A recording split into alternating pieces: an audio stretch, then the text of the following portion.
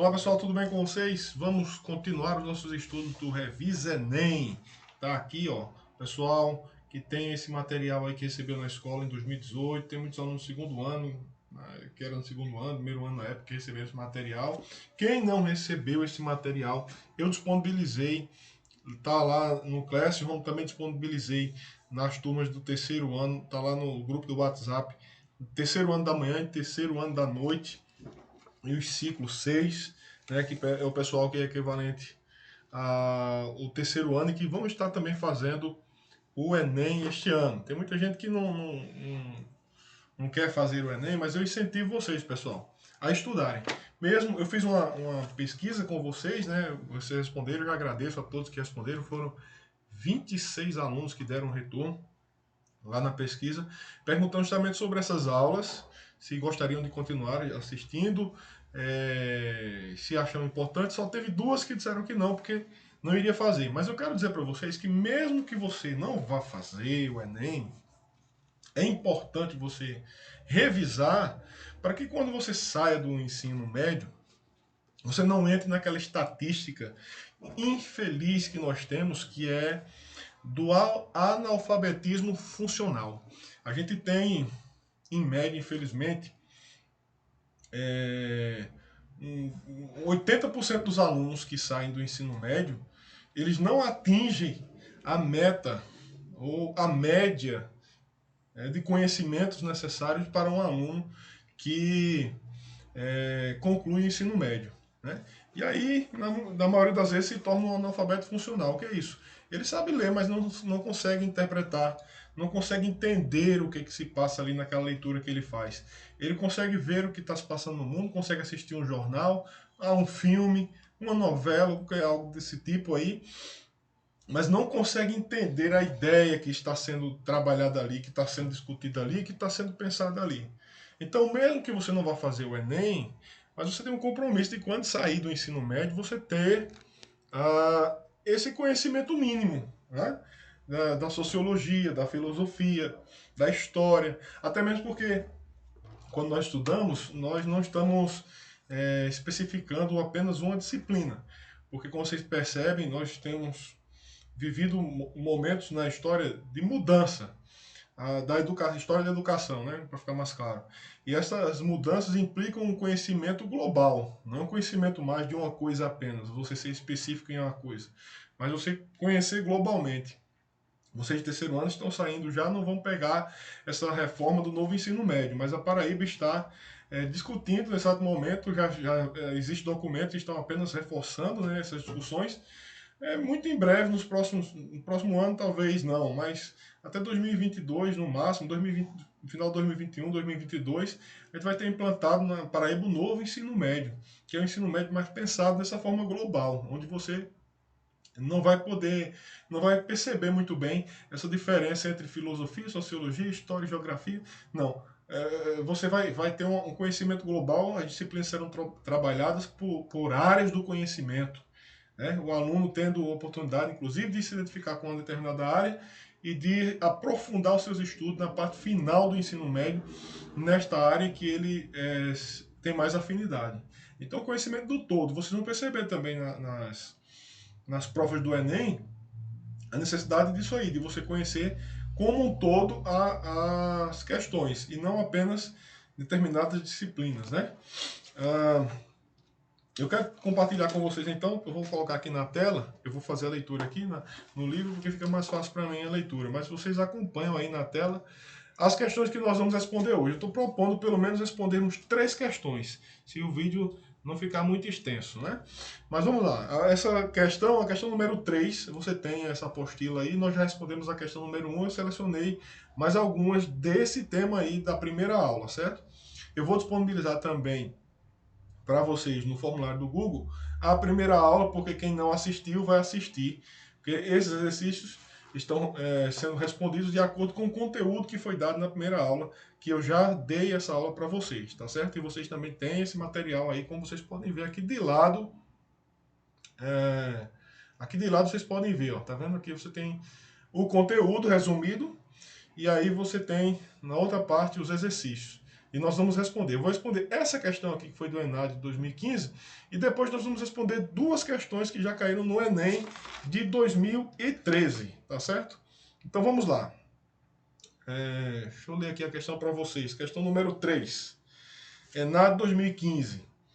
A relação entre educação escolar e desigualdade social vem sendo estudada pela sociologia há mais de um século. Diferentes autores e diversas correntes de pensamento explicam os complexos mecanismos dessa relação. Mesmo considerando as grandes diferenças existentes entre países e épocas, a escolarização progressiva da população. Aí vem pedindo um complemento, né? Às vezes a gente tem dificuldade de entender o que realmente ele quer. Aqui ele quer só o que complementa isso aqui, ó. Mesmo considerando as grandes diferenças existentes entre países e épocas, a escolarização progressiva da população, o que é que quer? Aí, letra A. Vem acompanhada de um aumento das exigências educacionais do mercado de trabalho? Isso aqui a gente já começa a pensar. De fato, o mercado de trabalho está exigindo cada vez mais um nível de conhecimento maior e está exigindo também mais habilidades dos funcionários? Fica uma interrogação. É uma possibilidade, não é? A gente já coloca aqui uma interrogação, mas vamos conferir as outras alternativas. Deixa eu passar aqui para vocês poderem conferir aí também comigo, tá certo? Aqui, ó, letra B, você vai para cá. Ó.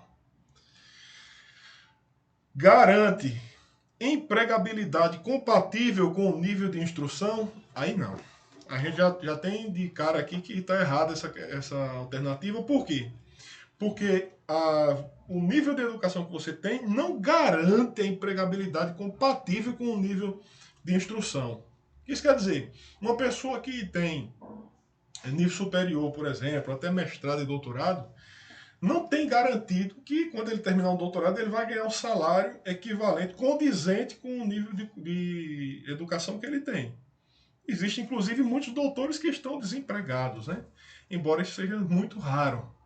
Eu mesmo não conheço uma pessoa assim que tenha doutorado, mestrado, que esteja desempregado. Agora, a questão é, existem alguns que estão desempregados porque não querem ganhar menos do que o nível de educação dele pode pagar, né? E é exatamente isso que está dizendo aqui, ó. Ele está dizendo aqui que garante, ou seja, você tem um nível superior, garante que você vai receber um salário condizente com aquele nível. Aí pronto, você já sabe que está errado, porque não existe garantias.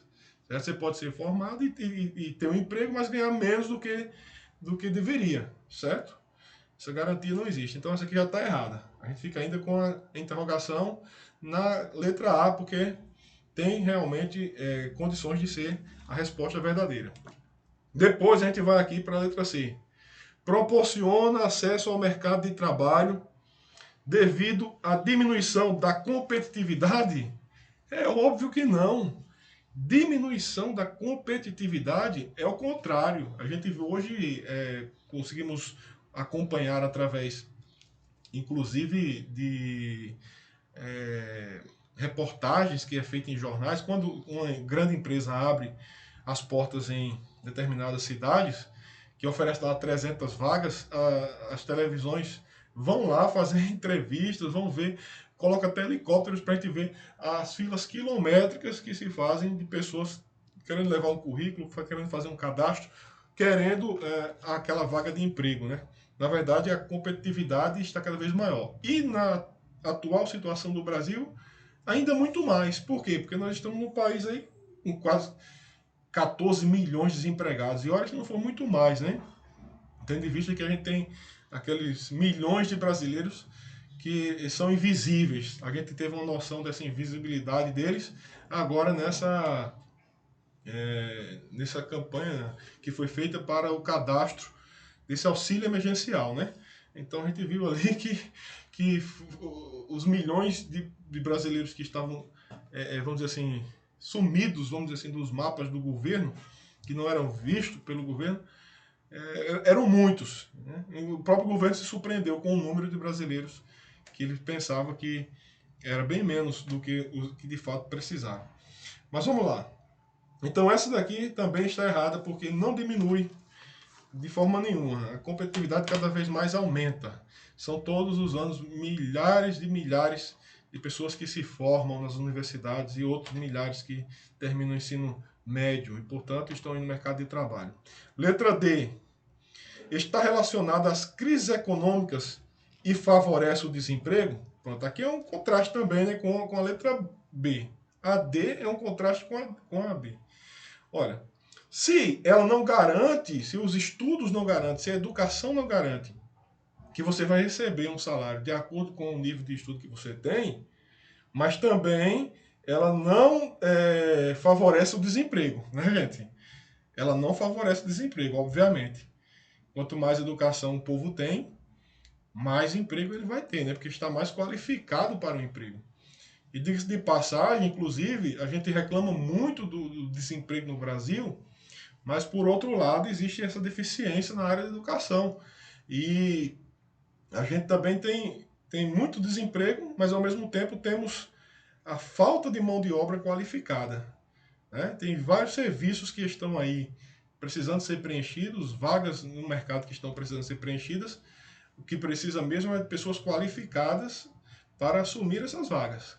Né? Só para dar um exemplo, vou dar só um dos vários que tem.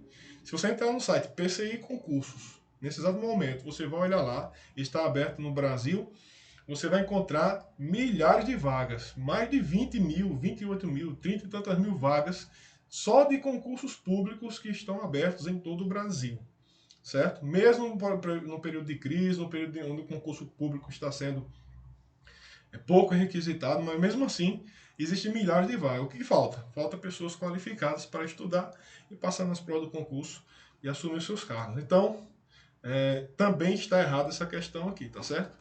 Letra E.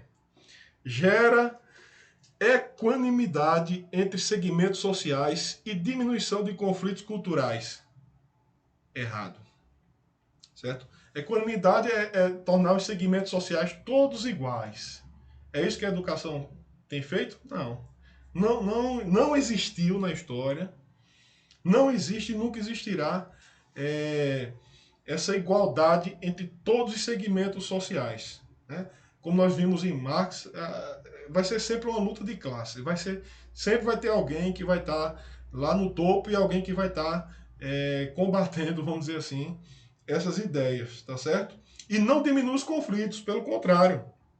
O conflito está sempre presente, porque é a luta de classe que faz a história, tá certo? Então, voltando lá na letra A, que até agora foi a que mais se adequou ao que foi proposto, nós temos a resposta para aquilo que foi pedido. Olha aqui, ó, tá vendo? Mesmo considerando as grandes diferenças existentes entre países e épocas, a escolarização progressiva da população, a letra A, a resposta correta, vem acompanhada de um aumento das exigências educacionais do mercado de trabalho. Então, de fato, existe essa exigência educacional e esta é a resposta correta para a questão. Agora vamos para uma próxima questão para ver se nós temos tempo aí, nesses 7 minutos, de responder as duas questões ou se vai dar tempo somente de uma. Questão número 4. Aí, ó, para vocês acompanharem bem bonitinho. Questão número 4. Enem de 2013. Enem de 2013. Vamos ler aqui os dois textos que foram propostos. Tá certo? Primeiro texto. A ação democrática consiste em todos tomarem parte do processo decisório sobre aquilo que terá consequência na vida de toda coletividade. Isso é um texto de Silvio Galo, que está no livro Ética e Cidadania, Caminhos da Filosofia. Vamos lá. O texto 2. É necessário que haja liberdade de expressão, fiscalização sobre órgãos governamentais e acesso por parte da população às informações trazidas a público pela imprensa. Está aqui no site Observatório de Imprensa, 2010. Partindo da perspectiva de democracia, olha só a importância de conhecer os conceitos, né? Partindo da perspectiva de democracia apresentada no texto 1, Os meios de comunicação, de acordo com o texto 2, assumem um papel relativamente ou relevante na sociedade. Por quê? Né? Ou por. Letra A. Orientarem os cidadãos na compra dos bens necessários à sua sobrevivência e bem-estar? É isso a relevância que tem os meios de comunicação? É muito fraco isso aqui, né? Obviamente que não. Isso aqui, na verdade, é um estímulo ao consumo, que também nós temos, claro, nos meios de comunicação. Um estímulo ao consumo, ao consumismo. Mas não é este o papel relevante, de acordo com os textos que nós vimos aqui, que é a democracia, né, essa questão da liberdade de expressão, não é este o papel relevante que tem na sociedade os meios de comunicação, certo? Letra B. Fornecerem informações que fomentam o debate político na esfera pública. Olha, vamos pensar mais um pouquinho aqui. Essa letra B chamou bem a atenção, né? Qual o papel relevante que assume na sociedade os meios de comunicação? Letra B. Fornecerem informações que fomentam o debate político na esfera pública. Então a gente já deixou uma interrogação aqui, porque é possível que seja a resposta, mas precisamos ver se tem alguma resposta mais completa, porque eu já falei isso para vocês em aulas anteriores. Existem questões que são colocadas e ela traz duas alternativas. Uma que é verdade, mas não é completa, e a outra que é verdade completa, ou seja, uma verdade mais abrangente. Uma que poderia até ser verdade, mas existe uma que é mais verdade, no sentido, não é que é mais verdade, vamos usar uma expressão melhor. É uma verdade mais clara, mais completa. Você entende? Então, nesse sentido aqui, a gente já coloca uma interrogação. Vamos observar se tem uma outra alternativa mais completa. Letra C. Os meios de comunicação assumem um papel relevante na sociedade por apresentarem aos cidadãos a versão oficial dos fatos? Não. Não, aqui fica muito claro. Nem sempre a versão que está sendo dita nos meios de comunicação é uma versão oficial dos fatos. É tão tal que existe esse conflito, né? Nos meios de comunicação, uma coisa que é dita hoje, depois diz, e a gente vem, a gente quem assiste o Jornal Nacional, por exemplo, às vezes, o Jornal Nacional, o Jornal Record, o SBT, enfim, às vezes você vê que no outro dia eles fazem retificação daquilo que foi dito. Nós tínhamos dito, vamos fazer a retificação, nós tínhamos dito ontem assim, assim, assado, mas na verdade os fatos foram assim, assim, assado. Né? Então, na verdade, existe também nos meios de comunicação essa abertura para, às vezes, os determinados repórteres ou determinados apresentadores fazerem, vamos dizer assim, as suas colocações. Né? Então, ele não está lá simplesmente para apresentar ao cidadão a versão oficial dos fatos. Né? Não, inclusive eles podem até dizer a versão oficial, mas eles, às vezes, em determinados canais, existe a abertura da crítica que é feita. Né? Então, existe esse pensamento crítico também.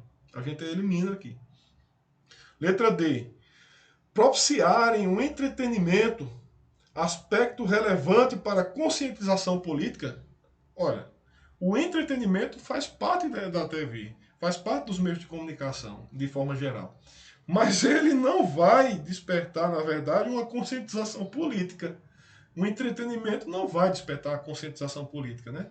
É uma coisa que te vai fazer rir, né? Que te vai fazer descansar. Uma partida de futebol, por exemplo, também te faz ter determinadas emoções. Mas qual é, vamos dizer assim, a conscientização política que você consegue ter assistindo uma partida de futebol, né? Não vai despertar em você essa conscientização política, né? Então a gente já elimina também. E vamos então para a letra alternativa E. Promovem a unidade cultural por meio das transmissões esportivas. Pronto, aqui Acabei de comentar, inclusive, né? É óbvio que não existe unidade cultural por meio das transmissões esportivas, né? Ainda que um esporte pode fazer parte de uma cultura de um povo, por exemplo, como no Brasil o futebol. Mas não é todo mundo que gosta de futebol. Tem gente que gosta de vôlei, tem gente que não gosta nem de vôlei, nem de futebol, que gosta, sei lá, de atletismo, que não gosta de esportes, né? Na verdade, tem pessoas também que não gostam de esporte, então não há essa unidade cultural de forma nenhuma. Então, diante dos fatos, né, como nós estamos vendo aqui, eu peço até perdão que eu esqueci de passar aqui para vocês, gente, para vocês acompanharem as alternativas. Deixa eu colocar aqui. Então, diante dos fatos, como vocês podem ver aqui as alternativas que foram ditas, né? Alternativa A, a B, a C, a D e a E. Nós temos aqui que a letra B é a alternativa correta que responde essa questão, tá certo? Alternativa B. Os meios de comunicação assumem um papel relevante por fornecerem informações que fomentam o debate político na esfera pública. Então, os vários meios de comunicação trazem as informações, trazem os fatos oficiais, extraoficiais, opiniões críticas, opiniões de especialista, enfim, resultado de pesquisas, e a gente junta tudo isso aí, todas essas informações, e podemos formar uma opinião crítica com relação àquilo que está sendo dito, à realidade que nós estamos vivendo, tá certo? Então, já está passando do tempo, eu pretendia fazer 3 questões, mas vou ficar só nessas 2 para não ficar tempo demais aqui na tela com vocês, tá certo? Respondeu 2 questões de sociologia. Na próxima semana do Revisa Enem, nós responderemos mais uma questão desse tema da primeira aula e já introduziremos o estudo da segunda aula, tá certo? Do Revisa Sociologia. Então, a todos um abraço, fiquem com Deus.